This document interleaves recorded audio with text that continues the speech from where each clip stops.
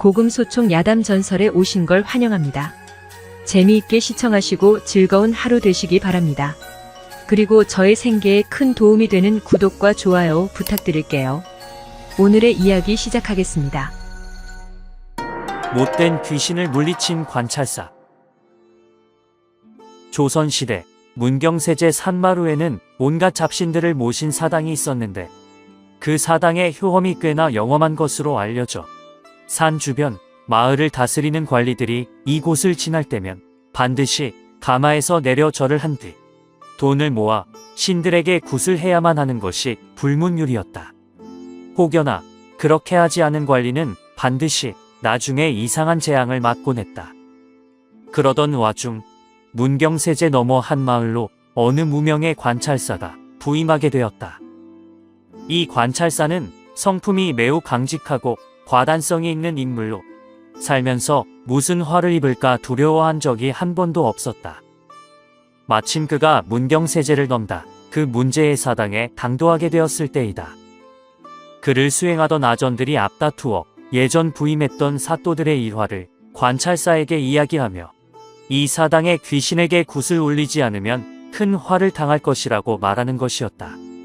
하지만 관찰사는 그런 요사스러운 짓은 할 수 없다고 물리친 뒤 그냥 가마를 타고 한달음에 그곳을 지나갔다. 그런데 얼마 가지 못해 갑자기 세찬 바람이 휘몰아치더니 난데없이 관찰사가 탄 가마 주위에만 집중적으로 비가 내리기 시작했다. 그 상황에 주변 사람들이 모두 덜덜 떨면서 사당에 귀신들이 노했다며 어쩔 줄 몰라 웅성거리기 시작했다. 관찰사는 이런 주변의 반응에 화가 난 나머지 가마에서 내려 사당에 불을 지르라 명하고는 이를 어기는 자들을 그 자리에서 죽여버렸다. 이 광경에 아랫사람들이 마지못해 그 명령에 따라 사당에 불을 놓았는데 얼마 지나지 않아 사당은 까만 잿덩이가 되어 그 형체를 알아보기 힘들게 되었다. 현장을 수습하고 얼마 뒤 관찰사는 곧장 문경세제를 내려와 문희관에서 하룻밤을 묵게 되었다. 그날 밤이었다. 깊은 잠에 빠진 관찰사의 꿈에 한 노인이 나타나더니 명함을 내밀며 그에게 다음과 같이 말하였다. 나는 문경세제의 신이다. 문경세제 사당에서 제사밥을 먹은 지 100년이 넘었는데 네가 감히 나한테 예도 올리지 않고 심지어 내 집을 불살랐으니 내가 너의 첫째 아들을 죽이는 것도 과함이 없을 것이다. 이 말에 관찰사는 준엄하게 노인을 꾸짖으며 말하였다. 요망한 귀신 주제에 사당에 눌러앉아 사람을 괴롭히다니. 나는 왕의 명을 받드는 관리로 백성을 희롱하는 유사한 것을 제거했을 뿐이다. 이것은 내 직분인데 내가 감히 나를 겁박하려 드는 것이냐. 무엄하도다. 관찰사에 물러섬 없는 당당한 모습에 사당 귀신이 대노하더니 이내 사라져 버렸다. 그와 동시에 관찰사가 꿈에서 깨어났는데 깨어나자마자 무서운 이야기를 듣게 되었다. 큰 아드님께서 여행의 피곤함 때문에 병이 드셨는데 갑자기 위독한 지경에 이르셨습니다. 그 말에 관찰사가 급히 가서 아들을 보니 이미 숨이 멎어 사망한 상태였다.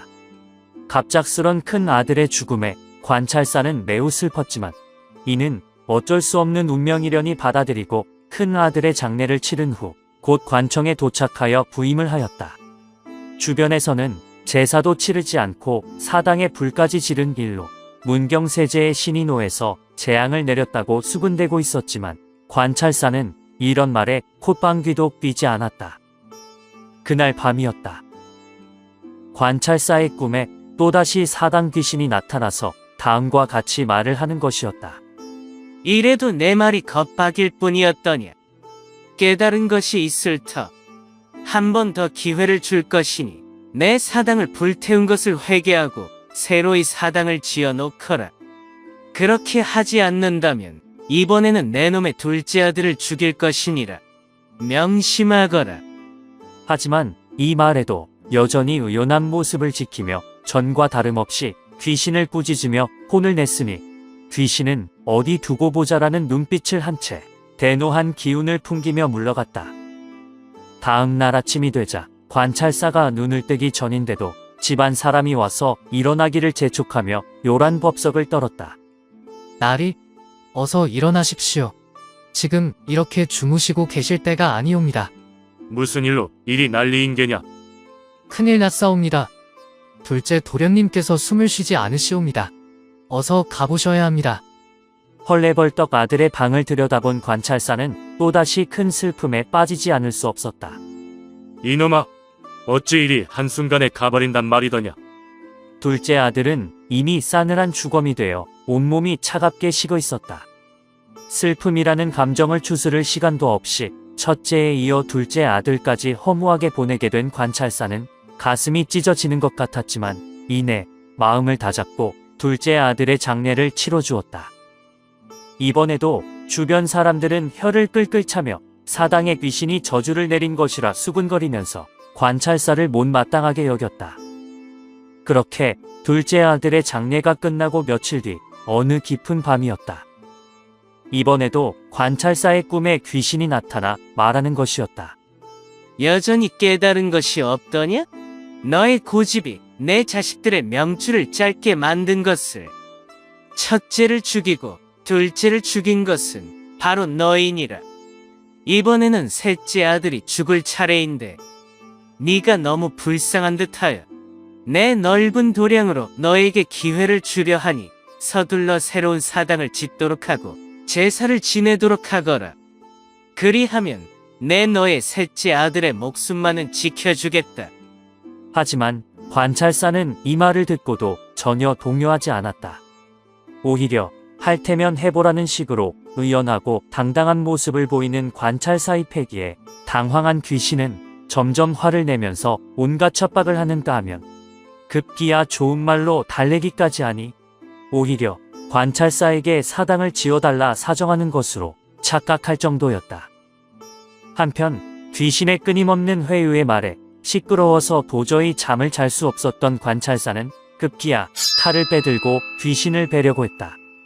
관찰사의 살기어린 칼부림에 귀신이 깜짝 놀라 뒷걸음질 치는가 싶더니 두려움으로 온몸을 떨며 어찌할 바를 몰라 하였다. 그러더니 어느 순간 무릎을 턱 하고 내리꿇더니 머리를 조아리며 울먹이기 시작하였다. 나리, 저는 이제 돌아갈 곳이 없습니다. 저는 인간의 생사와 복을 건드리지 못합니다. 오직 미래의 일을 미리 알 수 있을 뿐입니다. 어르신의 두 아드님은 수명이 다하여 죽을 예정이었기에 제가 그것을 알고 어르신을 협박한 것입니다. 하지만 셋째 아드님은 그 지위가 높이 오르고 오랫동안 건강하실 테니 제가 어떻게 할 도리가 없었습니다. 그래서 오늘 어르신께 온갖 협박을 한 것이었지만 어르신께서는 끝내 올바름을 지키셨습니다. 이제부터는 어르신 앞에 다시는 나타나지 않겠습니다.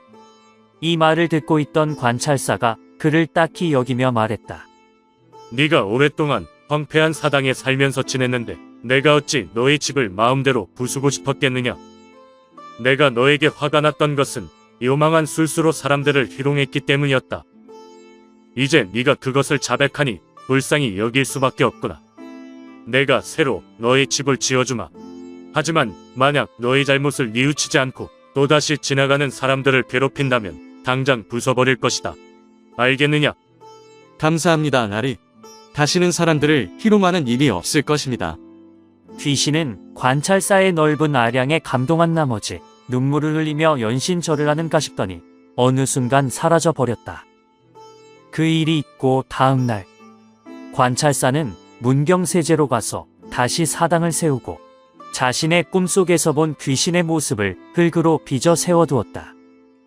그 이후에는 더 이상 문경세제를 넘어다니는 사람들에게 이상한 일이 생기지 않아 백성들은 안심하고 문경세제를 지나다녔으니 사당 귀신은 관찰사와의 약속을 어기는 일이 없었다.